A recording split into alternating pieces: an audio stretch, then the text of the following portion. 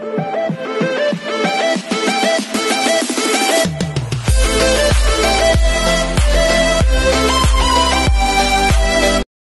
everyone, this is KJ Vlogs, a Filipino actor based here in Saudi Arabia, and welcome back to my channel. Agad-agad, gawa natin yung reaction video.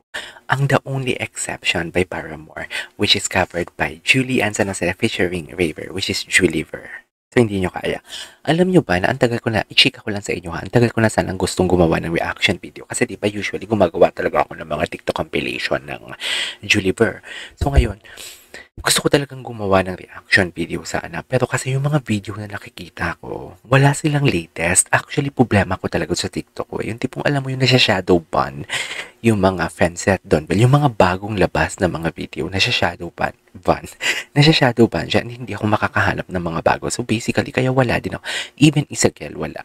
Gustong-gusto ko sanang gumawa kasi meron na akong playlist eh. So, dadagdagan ko sana yung playlist ko para at least umangat din yung mga lumang video ko and marirecommend agad ako pag gumawa ako ng reaction video ng mga Juliver and everything. Ngayon, Mick Jill kasing ginagawa ko eh.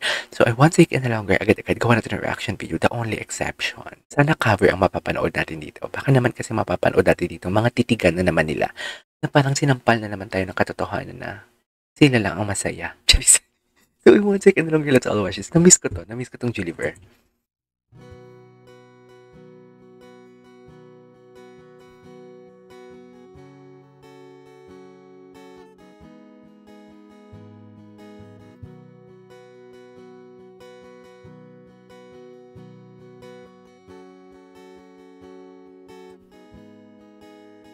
Kailangan ba talaga magtitigan, ma'am?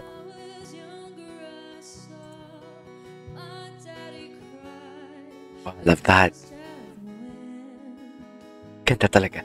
Alam mo, this is one thing that I really love about Julian. Kasi kahit hindi niya sinasadyang lumabas yung vibrato niya, lumalabas talaga. Hindi niya talaga mapigiling hindi lumalabas.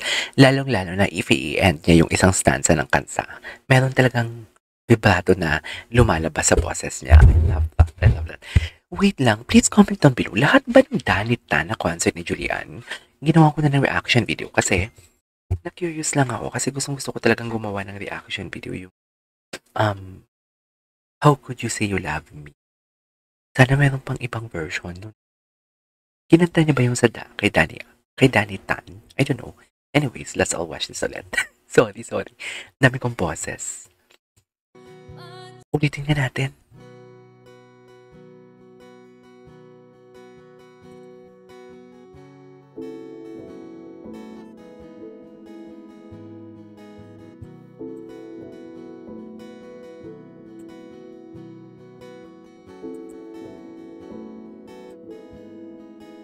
Okay.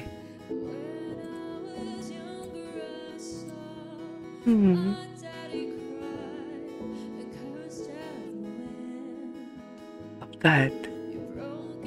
Tingin ka kay River.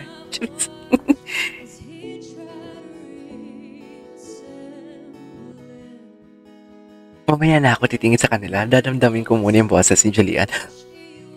Grabe. Sabi ko, hindi na ako magpo-pause kasi binalik na natin kanina. Pero, hindi ko talaga mapigilan.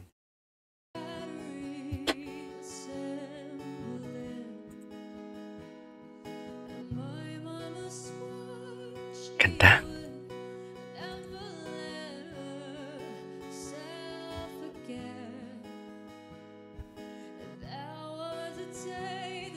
May hagod talaga siya, babe. May hagod talaga siya. Yun yung gustong-gusto ko nang kinanta niya yung How Could You Say Love Me. To be honest with you, alam ko din naman talaga. Okay, magiging honest ako. Alam ko din naman talaga na mahirap kantahin yun. Kasi nga sabi ko nga, parang Mariah Carey si Julian San Jose. Ay hindi, si Sarah Geronimo na parang ayaw niya pakantahin sa iba yung kanta niya. Alam ko talagang mahirap ang kantan yun. And alam ko din naman na kaya ni Julian yun. Pero yung ganong klaseng execution, yung How Could You Say You Love Me, yung tipong diin na diin. Yung ramdam mo yung sakit. No offense sa mga popsters, sa fans ni Sarah. Ramdam ko din naman yung sakit. Pero nang si Julian talaga yung, ay hindi naman ganoon. Parang nabumo naman ako. yung pagkaka-emphasize niya ng how, yung tipong alam mo yung wasak na bagsak, ganun. Pero bakit yun yung pinag-uusapan natin? Kasi, dito Yan.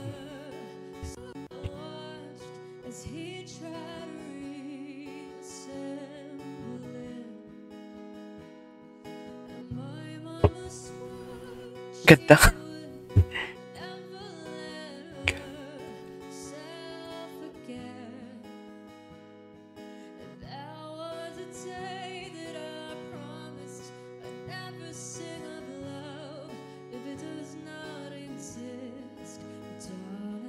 Wow! Wait, ang ganda nun.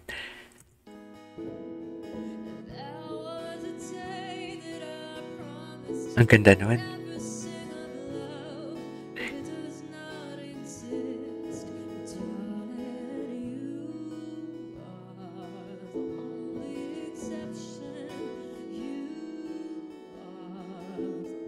Grabe.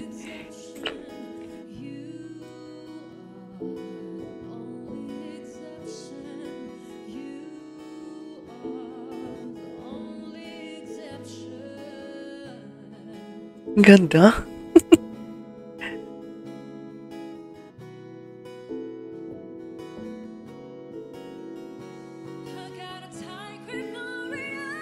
Oh, love that.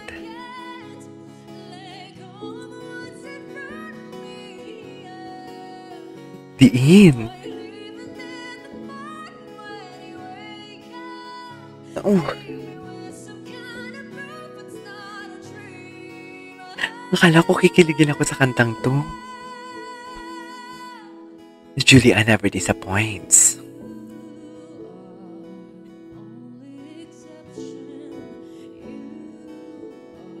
Ganda.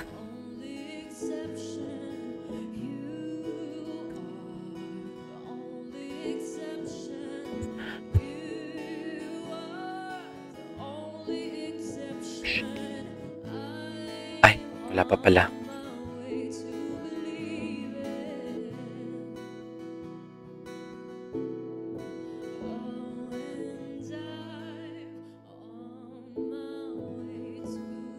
Ganda. Ganda, ganda, ganda. Ganda.